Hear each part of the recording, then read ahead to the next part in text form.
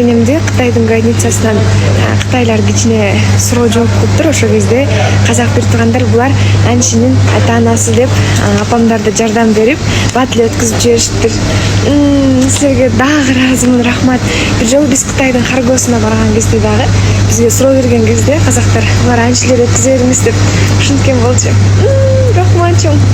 Биз болсо Алматыдабыз күндө. Ушундай сонун погодада экөөбүз жетелешип басып жүрсөк болмок. Бирок сен тормозбу отпойсуң.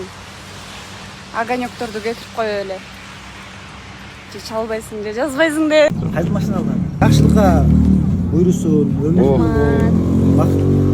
Казабы агай? Көрүндүктөр топтоп, кайра жаңысын алабыз. $100 кылып эми машинаны мактанайлы эми. Эшигиңиз менен ачылат. Сонукunu сыртында да ручкасы жок экен, а? Мына милициясынын жакка өтүп калат.